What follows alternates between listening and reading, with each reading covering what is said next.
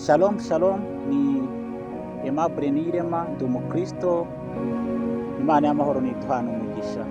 Mfasha aka kanya ngira ngo tuganire uburyo abantu dukoresha amafaranga, ugasanga bamwe turakoresha tuyaha abandi ariko twebwe ntibituzanire umugisha.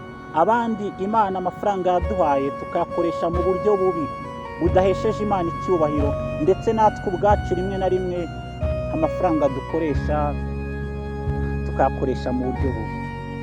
Biteye ubwoba, biranababaje, biteye n'isoni n'agahinda kuba umuntu afata amafaranga akagenda akayagura prudence, ngo abone uko asambana, abone uko ashimisha umubiri we. Ariko hanze aha ngaha hari abantu benshi baburaye, babwiriwe kwa muganga, hari abantu benshi babuze amafaranga yo kwishyura ibitaro se, babuze amafaranga y'imiti, babuze ubitaho, babuze ubagaburira. Ariko wowe ugafata amafaranga ukagenda ukayagura izo prudence ngo usambane unezeze umubiri wawe. Biteye isoni, biranababaje. Nawe ubitekerejeho wabyumva, si ibyo kuvugwa. Kuko ufata amafaranga yawe ukagenda mama ngo kubivuga biteye n'agahinda.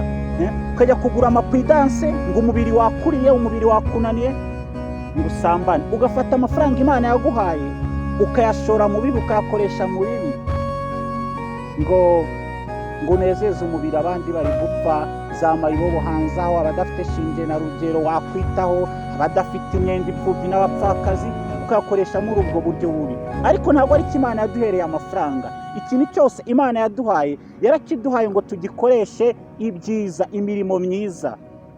Ayo mafaranga ushora muri prudence, ayo mafaranga ushora muri ibyo bibi, mu bimasoro yewe ngo muragenda mukabona mukabyina ngo mwambaye ubusa, nk'ibyo bikumara iki? Nk'ibyo bigufasha iki? Ntacyo bimaze. Rero amafaranga Imana yaduhaye ni ay'umugisha, tuyakoresha iby'umugisha. Sindi kukubuza ngo uzishore ntukoreshe prudence niba mama uwo mubiri wawe wakuriye, oya, utazanaduteza ibibazo mbere nyuma yo gusambana nta prudence wakoresheje ukaduteza ibyo birwara byawe, oya. Niba koko umubiri wakuriye, niba udashobora gukoresha amafaranga Imana yaguhaye neza, go ahead, genda nyine kwambara ibyo prudence, usambane, kazi kawe, ariko amafaranga Imana yaguhaye izayakubaza. Sibyo, kuko hari abantu benshi bafite amafaranga nk'ayawe bayakoresha neza. Hari n'abandi bafite amafaranga ari munsi y'ayawe ariko bayakoresha neza. Hari n'abandi biteye ubwoba abandi bo baratanga, yewe bagafasha abantu, bakambika abantu, bakavuza abantu, bakishyurira abantu, bakagaburira abantu. Ariko mama wamara kuyatanga ugasigara wivuga ngo urabona nguriya buriya n'ingerega wamuguriye ziriya nkweto, ariko ngo bariya nabo ngo nukwirirwa umuntu abagaburira ntacyo bijya. Uragaburira umuntu murabana, ariko waba uri ahandi ukivuga uburyo umugaburiye. Ijambo ry'Imana mu Bakolosayi ibice 3:23, Imana ivuga ngo ibyo dukora byose tubikore bivuye ku mutima, nk'abakorera Data wo mu ijuru, tudakorera abantu. Ni byiza gufasha abantu, ni byiza gukora abantu, ni byiza kubavuza, kubishyura mituweli, kubagaburira, kubigisha, ni byiza. Ariko ntimugerekeho kwivuga. Ibyo dukora nibyo Imana idushakaho, ibyo dukora nibyo byiza. Haleluya. Ariko wifata amafaranga yawe ngo uyakoreshe neza, abandi bantu banezerwa, ariko usigara uvuga ngo mbona bariya nabo ngo ariko ngo batagufite babaho, nta nubwo bariho ku bwawe. Batagufite abufasha ukagenda wivuga babaho. Batagufite abo ngabo utangira mu minerval ukagenda wivuga bakwiga, ntabwo ari utumye wiga, ni Imana itumye biga. Batagufite barya, si wowe ubagaburira, ahubwo uri igikoresho cy'Imana. Imana iragufasha ukabagaburira bakabaho, ariko si wowe utumye bariho, ni Imana itumye bariho. Batagufite babaho. Muri Matayo ibice 6, Imana ivuga ngo nimufasha abantu nimukagende mwivuga ibigwi, oya, mubahe mugende, mubafashe mugende, mutivuga rwose. Imana ireba ibyo ukora wiherereye izakugororera, naho ibindi ni ubusa.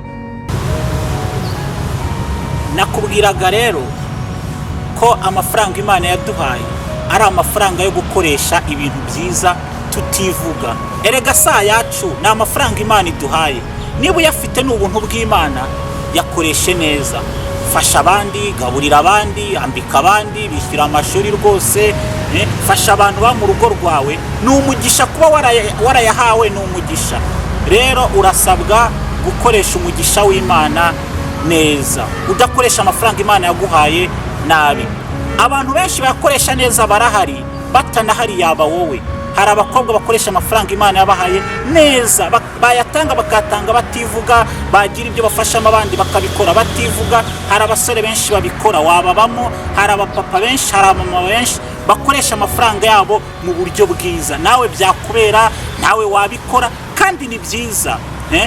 Byaba bibabaje Imana yaragwaye amafaranga, ariko yakubwira ati amafaranga wayakoreshe gute mwana wanjye, ugasanga nawe nta byireguzo ufite. Amafaranga yawe yakoreshe neza mu buryo bwiza. Imana ireba ibyo ukora wiherereye izakugororera. Ni Aimable Nirema mwaganiraga. Mu cyumweru gitaha ndabararikira ubutumwa bwiza. Wowe wahawe isezerano n'Imana, nzaguha ubutumwa bukomeye. Ndagusaba kuzabana nanjye. Imana y'amahoro niduhane umugisha.